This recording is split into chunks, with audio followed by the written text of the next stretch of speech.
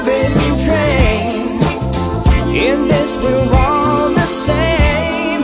We're links in the chain. Awesome.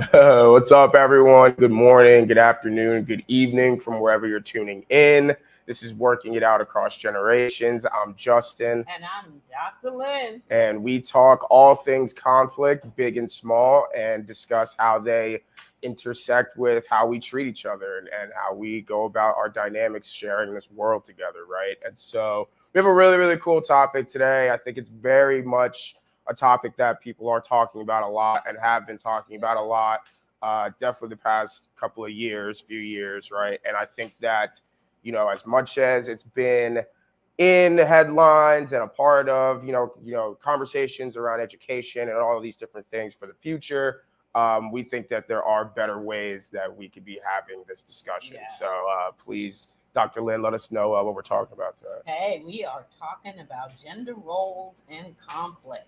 And yes, it may be the topic from over the last 5 years or so, but that's the story of my life. We'll get to that when I start talking about generational stuff. But that's the reason why I really wanted to talk about this topic, because we all are susceptible, have grown up with, have been taught, have been modeled what gender roles are supposed to be. Right? If you are a girl, this is what you should be and do and look like and act like and sound like and run like it. All of those things. I think about when we used to watch what was our movie with the baseball. Sandlot. The Sandlot. Classic. It is a classic. I still love it. I watched it maybe a month ago. Let's go. Yeah. But there's a line. I mean, there's a scene where the guys, the hometown guys who play baseball together against the team that has a lot of money and has uniforms and whatever, and they're trading insults, and all of these horrible things are said, and they're going back and forth, and then one of them says, "You play ball like a girl," and everything stops. And it's like the greatest insult to these boys that someone, no matter what else they called each other, and it was bad, right? Not cursing, but it was bad. That was the greatest insult for everybody, was you play ball like a girl. So I think this is long time coming. I know other people are talking about it, but we're talking about it here today. We hope that you will participate in the discussion in some way, even if it's just to take yourself through the places where we ask you to do some things in order to really look at what do you believe about gender roles. And the other reason to do it is whether you like it or not. People have thrown into the mix new ways of looking at gender. The fact that people are talking about gender as a construct, like so many other things are constructed for us and then shape our beliefs. We're talking about folks who identify as non-binary, and people are losing their minds, right? For lack of a better phrase, when they hear that, because it bumps up against whatever, if it's your religious beliefs or just your beliefs in general, that it's a little too much for you. But all of that is the reality of today, whether you want it to be or not. Those are the realities. But even just to recognize that we all have been socialized and conditioned to believe certain things are boys' things, certain things are girls' things. And we're going to talk about all of that today. Yeah, I think you mentioned, just a lot of really interesting stuff, right? Even just that Sandlot reference of like you throw like a girl, right? Like, just so ridiculous in the sense of like, I think of like sports when you say that, right? So it's like the fact that, this is coming into sports and just, it's in every aspect of life, right? Like, I really think that, like you said, down to how we dress, down to how we walk, down to how we present ourselves, right? Down to, I guess, even parts of ourselves that we share with people and parts that we kind of have to, keep tucked away within ourselves for whatever reason. Safety, I think, is the main one nowadays, right? And so really, it's interesting how much people say, like, well, live your life, like, do your thing, like, be who you are. Right. And then when we get into discussions like these, it seems like that kind of goes out of the window. Right. And I think especially when we talk about, generationally speaking, I think that one thing that I do appreciate about my generation is that we very much are, confronting of these things, right? Okay. We question a lot of things in the sense of, we just got here in society, in this world, right? We're only gonna be more of, additions to society in whatever way that we choose to be in the future, right? So it's kind of like who left us the world the way it was before we got here, and let's dissect some of that stuff. And I think that, it's a good thing that we're definitely starting to have the conversations, open up the conversations to just different ways of being, right? Ways of feeling comfortable in your own skin. And I do believe still that there are very much messages, like we said in our intro of the episode, right? In government and even just household conversations, about, you act this way, and you act this way, right? And so it's, I guess, essentially what I'm interested in is how do we find that balance, right, of really like letting people feel encouraged and feeling, safe enough, honestly, to live their life and be who they are, and do the things that they want to do, go for the opportunities that they want to go for, while still letting people, I guess, believe what they want to believe, and have their household have the conversations that their household want to have. So it's a really, really interesting one. And I think that at least I can say with my generation, even though we probably could use better words and we could use, a lot better, I think better just sources for information. We are open to having that conversation and being less about by the book, I guess, with gender roles. So I think that's pretty cool. Well, it's going to be interesting because here in the United States, we've got just the biggest conflict around gender roles, right? So we have Kamala Harris, who is running for president.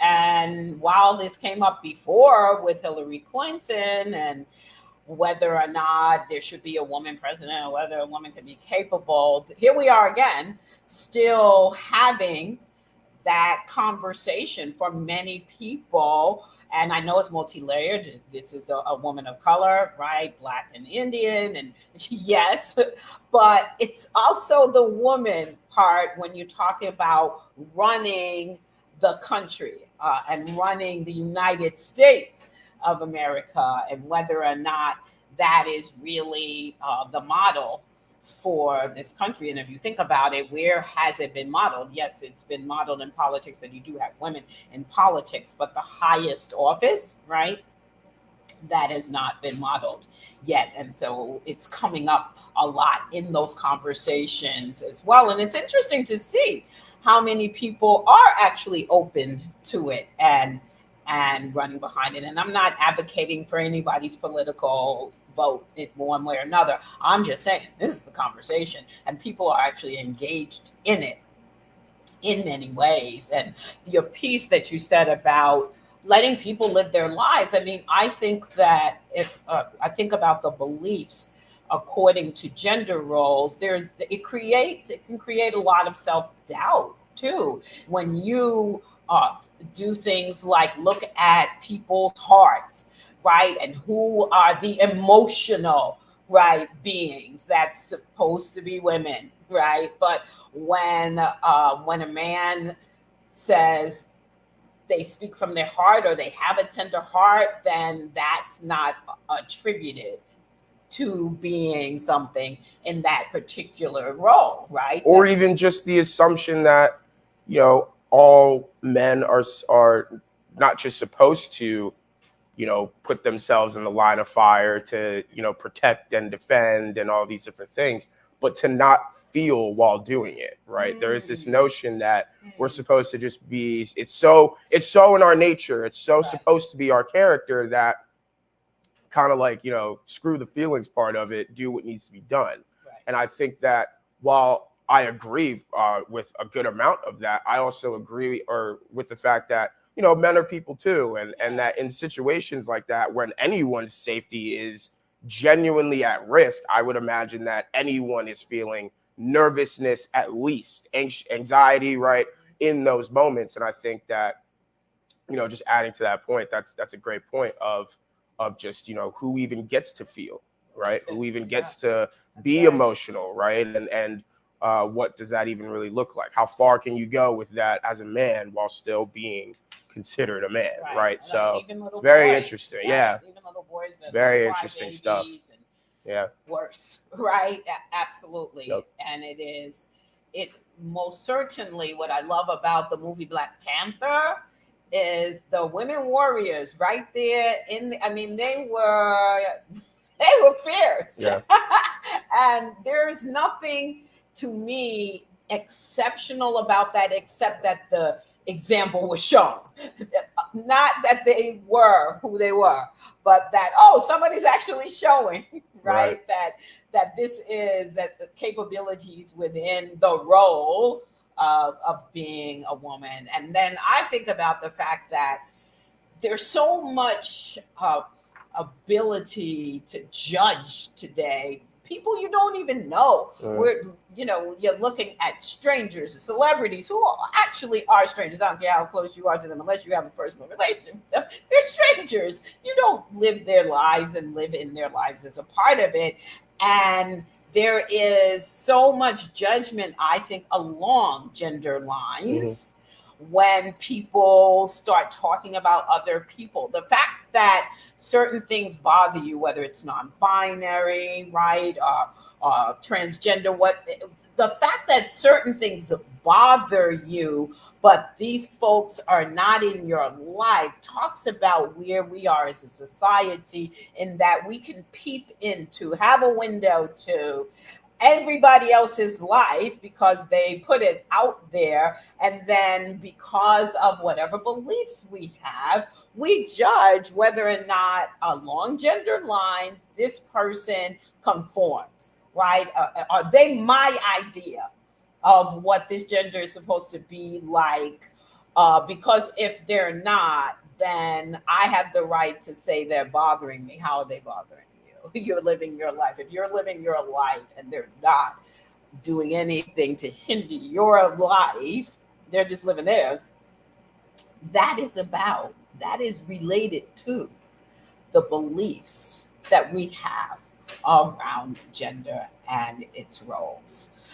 And you talked about generationally. Oh man, I don't know if you want to say more, because I have so much to say generation.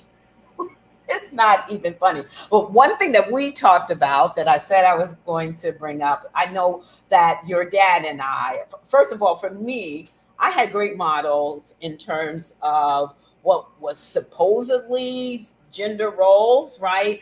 My dad worked most of my life. He worked 2 and 3 jobs. He cooked, and he was excellent. But my grandfather, his dad, was a chef and at a major hotel in New York City. So my dad cooked, he cleaned, he took us places, he spent time with us. Like, that was the model for him. My mom was stay at home for a while, but when she went back to work, and she worked and she cooked and she cleaned and took us. But like, I had that.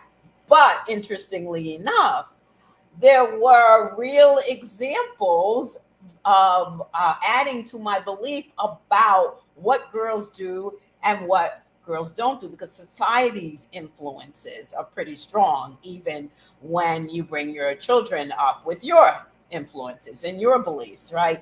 Because for us, you had that same model in terms of your dad, right? He worked, he cooked, he cleaned. None of us really liked to clean too much, but we still did it. And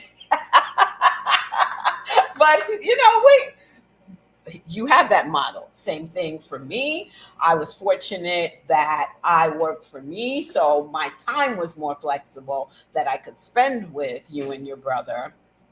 But I cooked. You had those models, and yet at the same time, I know that society had an influence on you. One of the things I was saying that we talked about is that you and your brother really gave me a fit when I started calling what was called action figures. Your action figures. I started calling them action dolls. And I said, No, she just called them dolls. Not even action dolls. Right, dolls. She's called them dolls. That's right. You're right. Because I see that as a real example, right? Girls are given dolls to play with. Even Barbie, when I was coming up, and still Barbie is still considered a doll. No matter what actions you had Barbie doing, Barbie was never going to be no action figure. It was always going to be labeled a doll.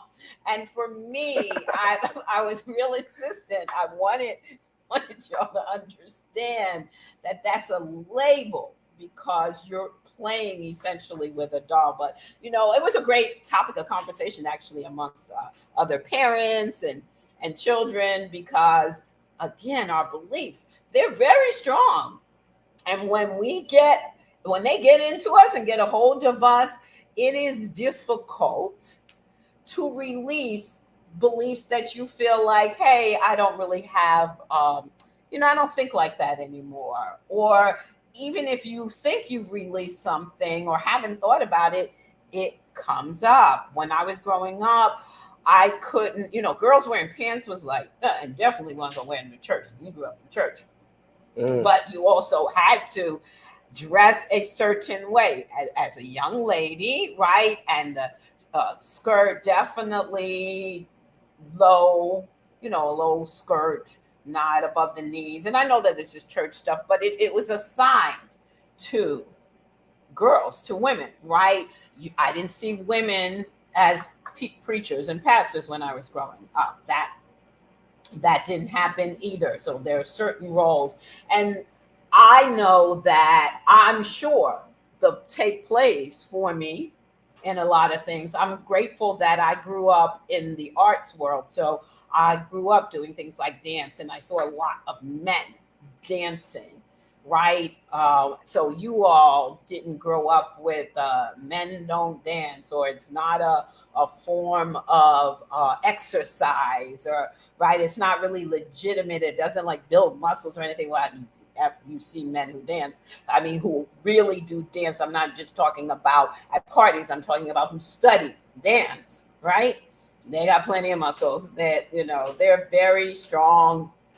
And so I know that the messages that were given to me in my generation, people are bucking those messages now. They're coming up against them. They're challenging them. I love to wrestle. And at some point, my mom nixed that. No, girls don't wrestle, right? And my dad and I, we would play fight all the time. I grew up playing softball, and I could pitch, and you didn't see girls doing that, right? I grew up playing double dutch. If a guy jumped in the rope, it was like, hey, it was funny. It was funny. You didn't see guys out there, and double dutch take work. It's an art. It's a skill, and there's no reason anybody couldn't engage in that. But we were very clear who did what and who didn't do what. Yeah, that's good stuff and a lot. So I said I had a lot. Yeah, and you delivered.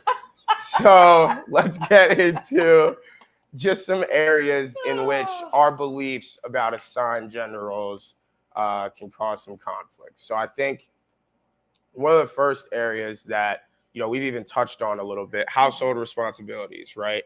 Who's supposed to be cleaning, who's supposed to be doing laundry, who's supposed to be out working and bringing in the income, and all these different, taking care of kids if you have them, right? Or just young people in the household, right? Anything of those natures, cleaning especially, right? Or who does what of the cleaning. So I think, right.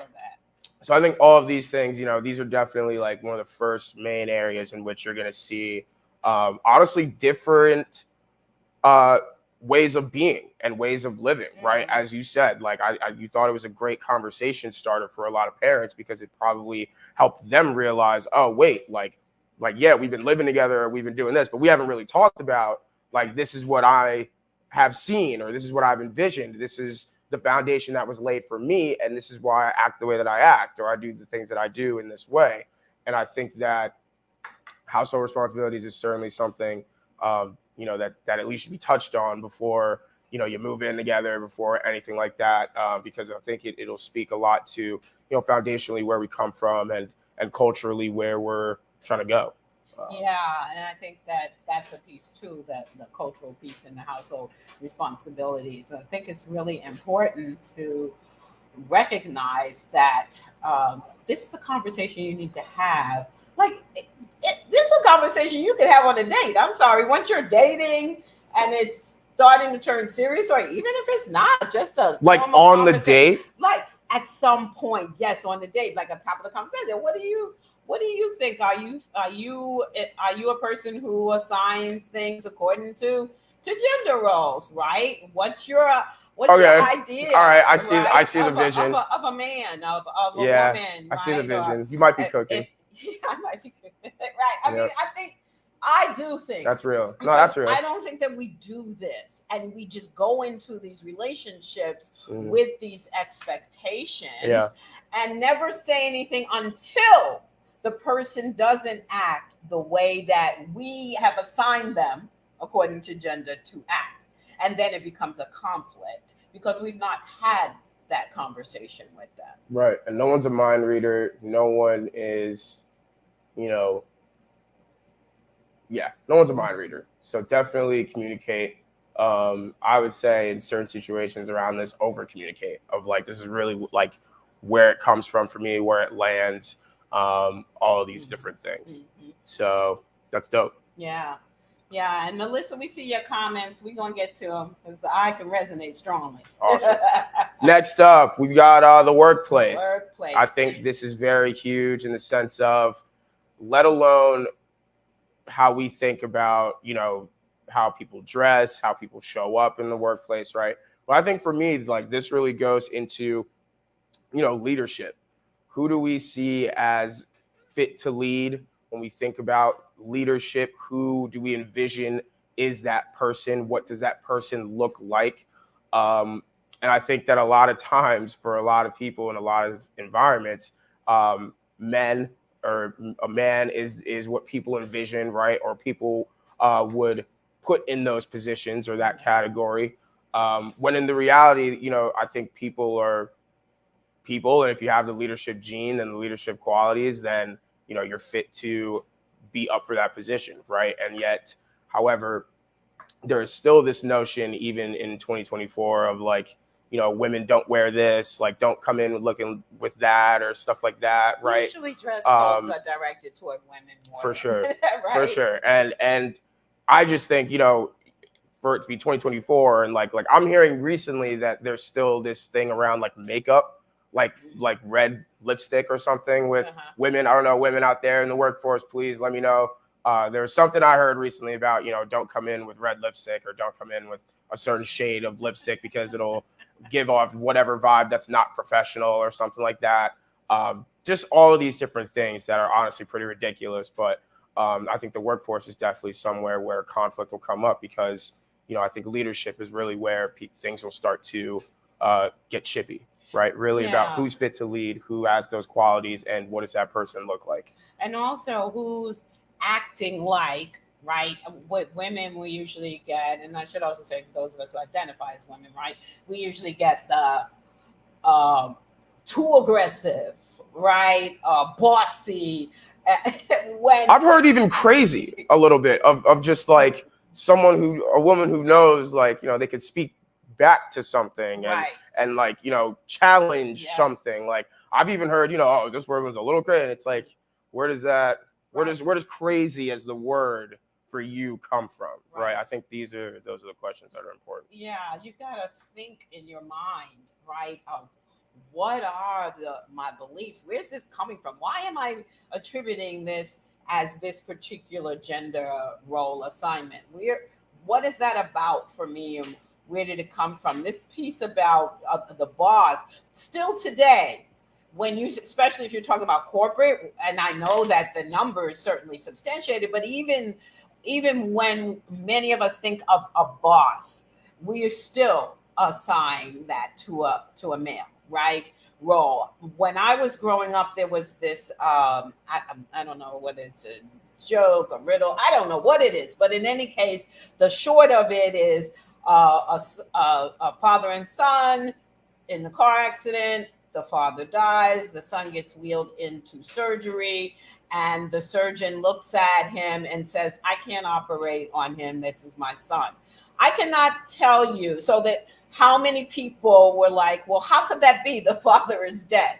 Like, there was never attributed, it's his mother, is the surgeon. Like that, even today, there are people that you could say that to who don't see women in that position, or certainly not heading up, right? Maybe a top surgeon or something. Maybe you're the nurse, right? And that's the other thing too. That's a workplace issue, is who's a nurse, because there are more and more men who are going into nursing, and still talk about the stories of how people have ridiculed them or not taking them seriously, or thinking that they're not ambitious, right? You settle on that, but women are pushed into those positions. Yeah, that sounds great, perfect. The minute you say you want to be a doctor, that's a whole nother thing as to whether or not people feel comfortable. Like, would I go to a woman doctor? Like, that's literally a question for folks. Wow. Yeah. Yeah. That's real.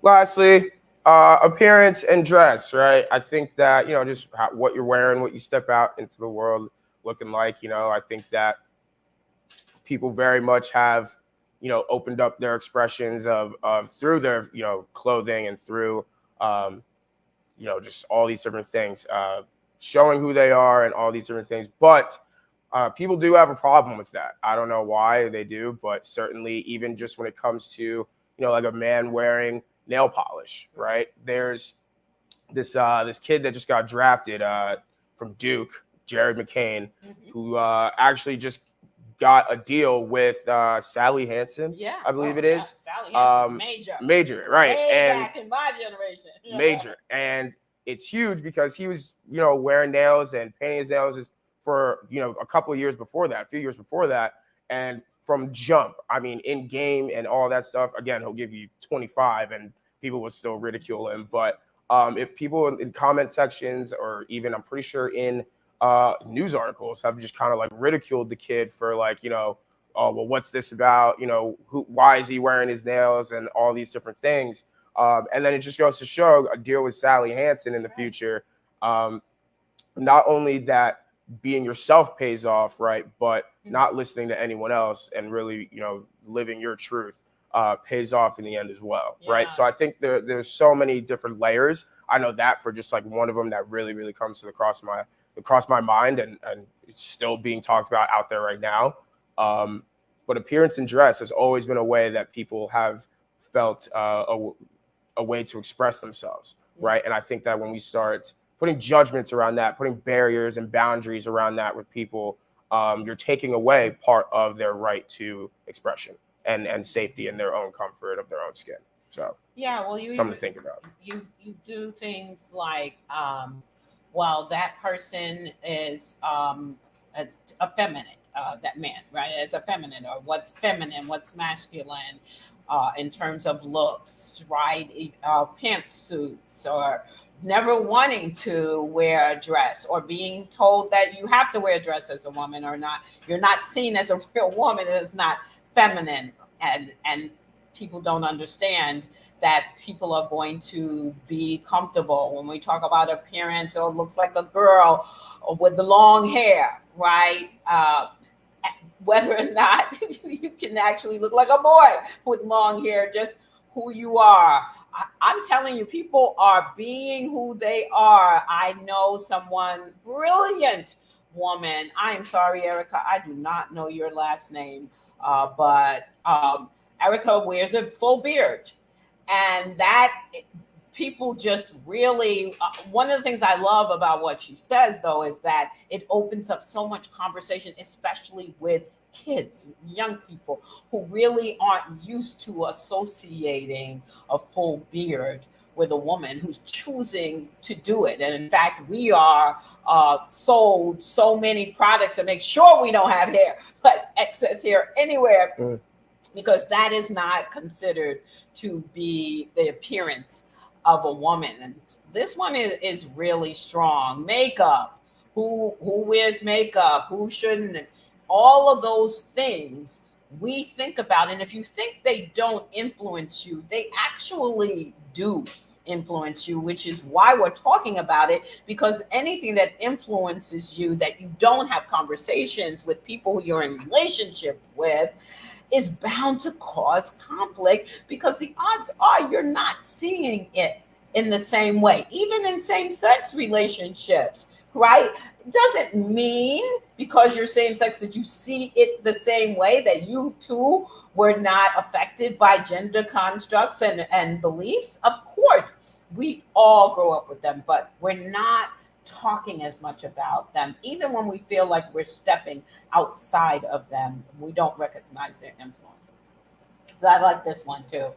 And we're going to talk about, though, so here are these things that get conflict, that cause conflict for us. And actually, before we go to what we're going to talk about, I kind of like to lead in with a comment that I saw from Melissa, because it goes to just thinking about.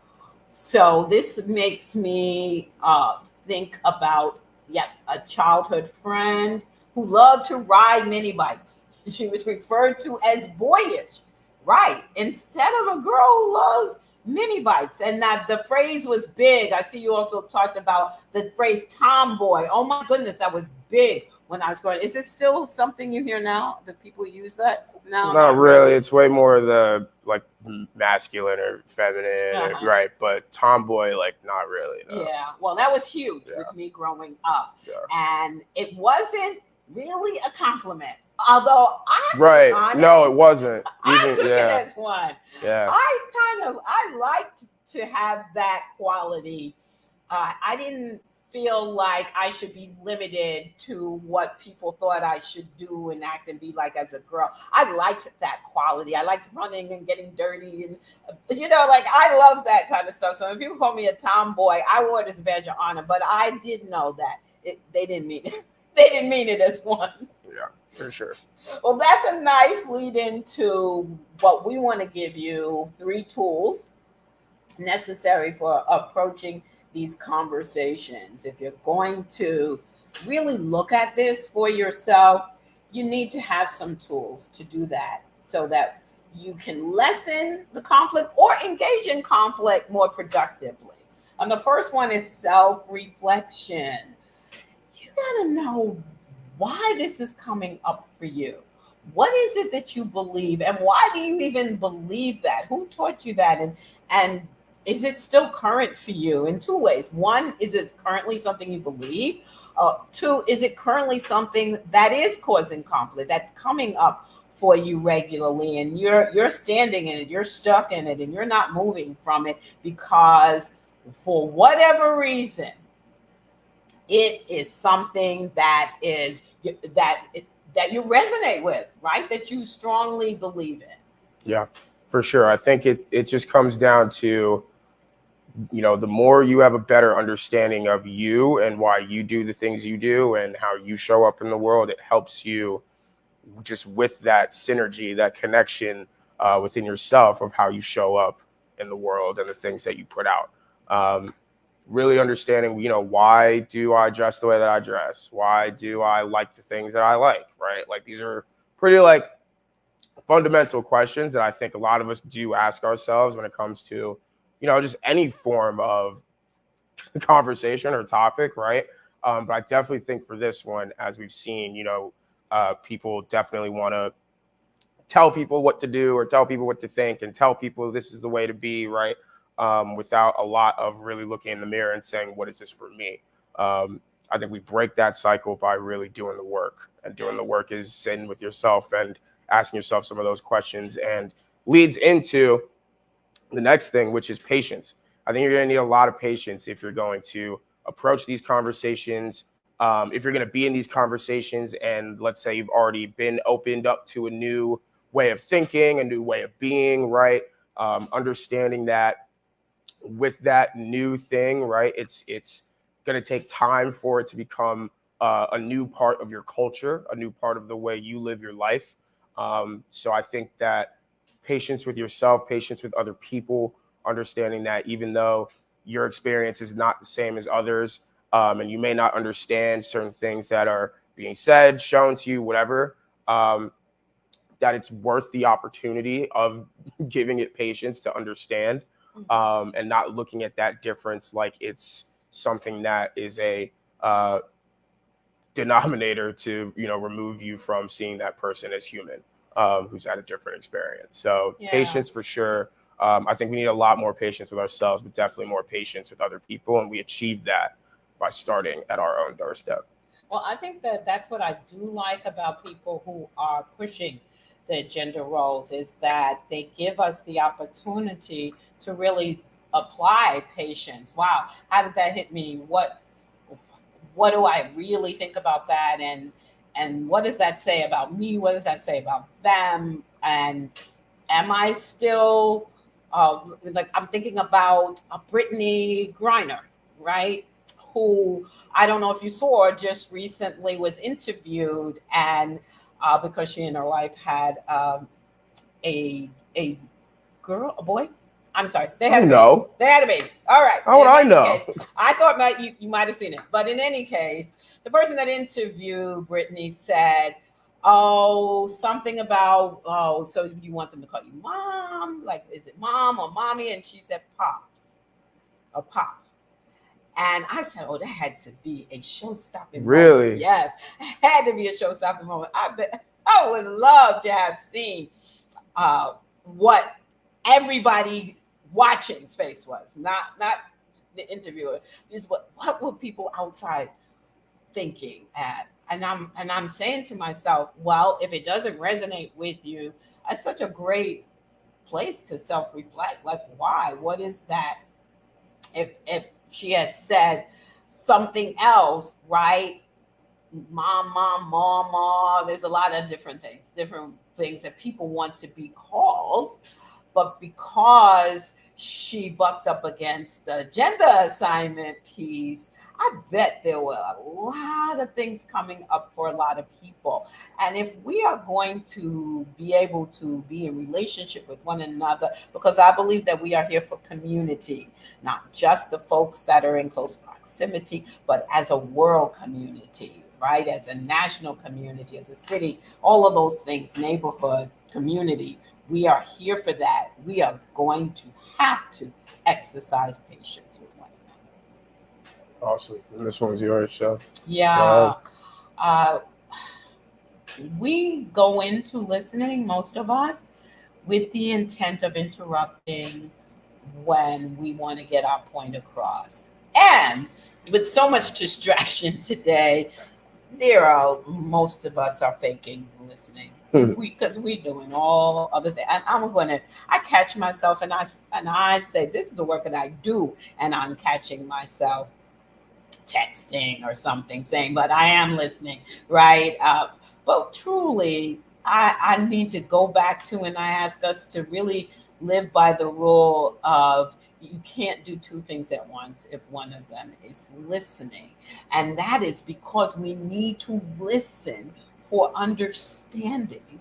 And when we speak to be understood, not to be right, not to put the person down, but to be understood about where we are in relationship to what we've just heard from them. If we go into listening with the purpose of, I really want to understand what you're saying, right? Especially when you can see there's conflict on the table. Wait, what did you just say? You don't feel like taking out the trash is just a man's job? Like, what? I need to really understand what that's about, or whatever it is that's bucking up against your gender role beliefs. Really try to understand and then speak from the place of, let me help them understand where I am on this and why. Yeah, I think it just takes a lot more of the stress and like pressure off when you're like not trying to hammer a point into someone. You know, you're really just like holding space for what was just said, holding space for the fact that that's someone else's experience, and that it might be different from yours and that you may not understand. I think that there's also, you know, a learned, not even questioning, but like dislike of things that we don't understand. Yes. And yes. This is literally, you know, a topic that a lot of people, you know, it's new territory for a lot of people, right? And so active listening, right? Really, you know, eye contact, right? Making sure your body language is good, like really checking in with those things. I love that you said that, you know, about you with your phone, because that's definitely, you know, something that everyone does, right? Oh, I'm sending this text, but I'm still taking in what you're saying the same way that I would if I was literally even just looking at you, body turn to you, eye contact, all these different things, showing you that I'm open to whatever it is that's going to come up in this conversation or exchange, right? And so for sure, once I learned that, you know, I don't want to change anyone's mind. I just want someone to be open to how I could possibly see this, where my brain goes in this conversation, where my heart goes in this conversation, and that deserves to be held too, right? I think that, as I said, so much of the pressure and the stress around having the right answer, around having, you know, this perfectly painted picture in which every corner is, you know, stroked perfectly with the right amount of paint and the shade of paint, right? It alleviates all of that, and it allows people to really actually leave these exchanges and conversations, even if they don't go well, energized to try again.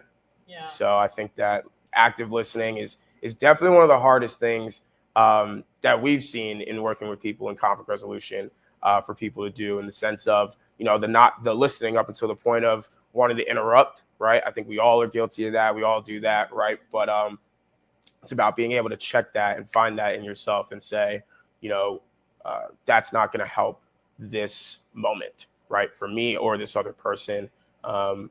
And trying to hammer a point away is just kind of like the icing on the cake. So yeah, I mean, there's so many times when I work with clients that, you know, the biggest thing that they say is, you know, can you let me finish? Can you let me finish? Like, that seems to be something that people don't get to do when they're in conflict. When they're giving me examples of how the conflict went, they're like, I'm always having to say, can you let me finish? Can I make my point? Can you stop talking? Right? Really key in on this one, folks. Really key in on listening for understanding and then speaking to be understood. for sure. I gotta say, I want people to understand how there is so much conflict in relationship to this, that we are not understanding how much we are affected by what we believe goes into a particular role. We even got the colors, right? Pink and blue, and I mean all of these things that people genuinely attribute to gender. Like, I want us to think about what we attribute and why, and whether why does it really make sense, or it's just how it is, which is a phrase my generation definitely likes to. It's how it is, that's, or how it was, or that's what we're used to.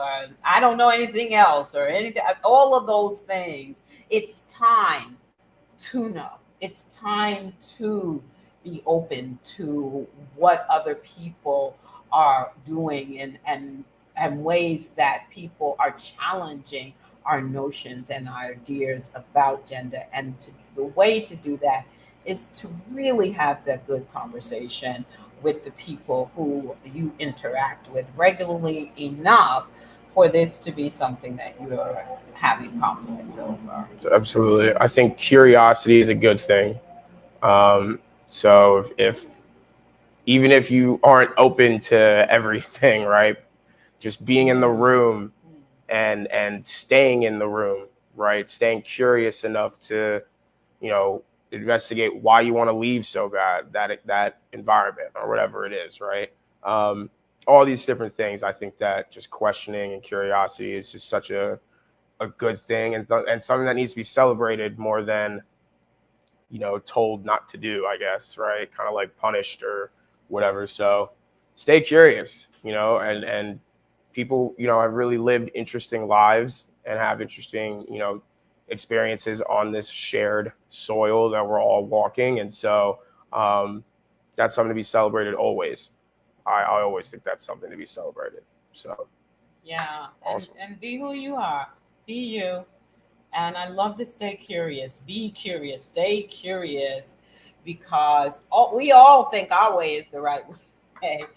And it may be the right way for us, but we're here to be in relationship with one another. And that's going to take some real understanding.